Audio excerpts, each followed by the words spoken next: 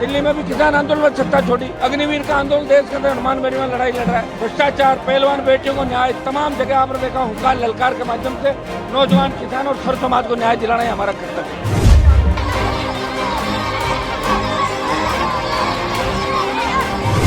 एक मुख्यमंत्री की नॉलेज में नहीं हो और उसके विभाग में इतना बड़ा घोटाला हो जावे, या उनका नॉलेज में है और उन्होंने ऐसा घोटाला होने दिया, दोनों ही तरह से तत्कालीन मुख्यमंत्री स्वयं भी इसके लिए जिम्मेवार है, ऐसा मेरा मानना है। सबके मुंह पे ताला लगा हुआ है, बताए हो क्या वो ये चाहते हैं उनके राज में, इसलिए वो नहीं बोल रहे, बड़ी बड़ी ढींग आंक रहे।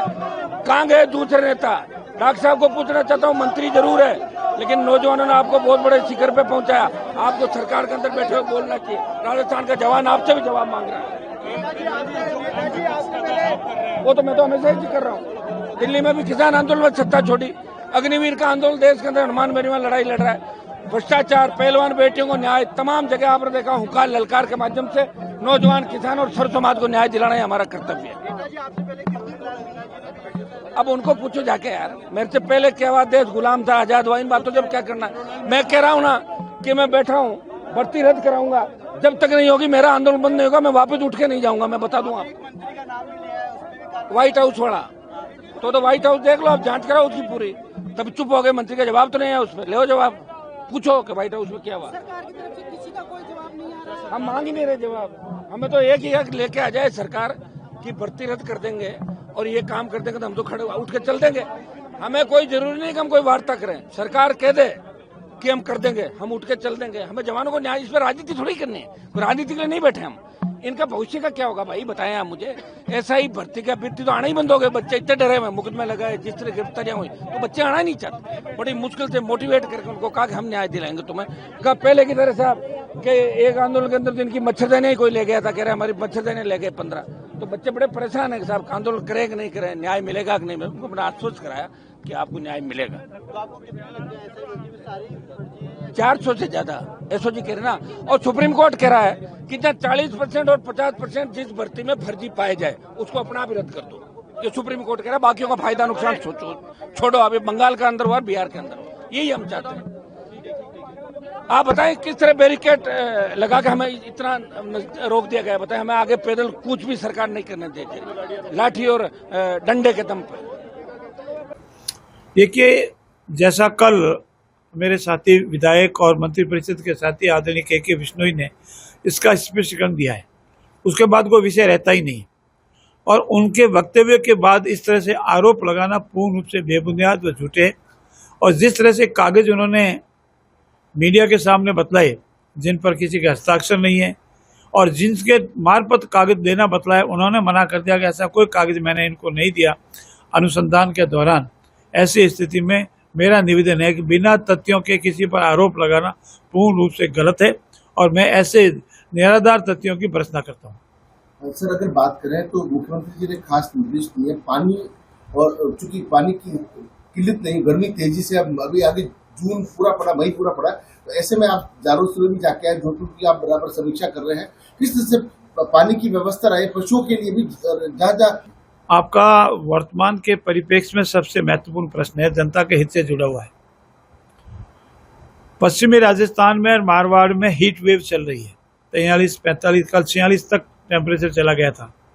आपको यहाँ आप देखें तो इतना नहीं लगता है, 43, 42 लगता है। और इस दौरान पेयजल की समस्या में किसी तरह का व्यवधान नहीं हो, नियमित जलापूर्ति हो। हमारे पास जो सीमित जल उपलब्ध है उसका कैसे सदुपयोग और आदेश यदि जनता के बीच में जावे।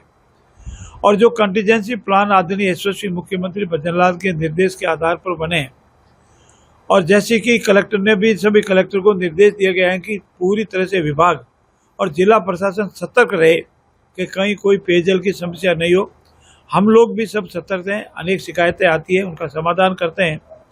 और मुझे पूर्ण विश्वास है कि हीट वेव और ये गर्मी का सीजन जनता में पेयजल, पशु पक्षी के लिए, जानवर के लिए, सभी के लिए सुलभ उपलब्ध होगा। जितनी मांग है उतना पेयजल उपलब्ध कराएंगे, किसी को तकलीफ नहीं होने देंगे। सर, जो जल जीवन मिशन योजना थी आपकी सरकार से पहले, जो पूर्व की सरकार थी, तत्कालीन समय में चर्चाएं हैं कि इतना बड़ा घोटाला हुआ कि राजस्थान के इतिहास में नहीं हुआ, क्या ऐसा कुछ सच है? ये 100% सत्य है। राजस्थान के इतिहास में, हिंदुस्तान का तो मुझे नहीं, राजस्थान के इतिहास में कोई मंत्री अपने ही विभाग में घोटाले में जेल गए, वही पहला उदाहरण है आदरणीय महेश जी जोशी। और जैसा बार बार मीडिया की मार्फत, सरकार की मार्फत, अन्य तथ्यों की मार्फत जो खबरें आ रही है, इतना बड़ा घोटाला शायद आज दिन तक कहीं नहीं हुआ, और वो भी पेयजल के संबंध में, और वो भी जेजेएम के। इसीलिए इसकी पूरी परतें खुलने दो, जांच हो रही है। बहुत बड़ा घोटाला है, मंत्री जी खुद गिरफ्तार हुए हैं, अनेक अधिकारी गिरफ्तार हुए हैं, सस्पेंड हुए हैं, और 55 करोड़ का तो स्वीकृत रूप से घोटाला वो स्वीकार कर रहे हैं कि टेंडर से पहले ही 55 करोड़ का भुगतान कर दिया। घटिया पाइप लगाना, निर्धारित डिप में पाइप नहीं लगाना, टूटी नहीं लगाना, घटिया किस्म के पाइप खरीदना, जितनी लेंथ है उसे अधिक लेंथ बता देना, ऐसे अनेक घोटाले हुए हैं जिसकी जांच चल रही है। और राजस्थान का सबसे बड़ा घोटाला ये जेजेएम घोटाला साबित होगा। सर, इसमें कोई बड़ा मगरमच्छ फंसने की आशंका है? इसी से मेरा साथ सप्लीमेंट्री है, आपको लगता है कि बिना किसी इतना मेरा मानना है कि किसी भी सरकार में सरकार का मुखिया उसके लिए सब जिम्मेवार होता है, और तत्कालीन सरकार, कांग्रेस सरकार में उसका मुखिया जिनका आज जन्मदिन है, उनको मैंने बधाई दी है, और मैं आपकी मार्फत उनको बधाई देता हूँ, जन्मदिन की उनको खूब खूब बधाई। अगर उनके नॉलेज में नहीं इतना बड़ा घोटाला हुआ तो भी बहुत गलत है कि एक मुख्यमंत्री की नॉलेज में नहीं हो और उसके विभाग में इतना बड़ा घोटाला हो जावे, या उनका नॉलेज में है और उन्होंने ऐसा घोटाला होने दिया। दोनों ही तरह से तत्कालीन मुख्यमंत्री स्वयं भी इसके लिए जिम्मेवार है, ऐसा मेरा मानना है।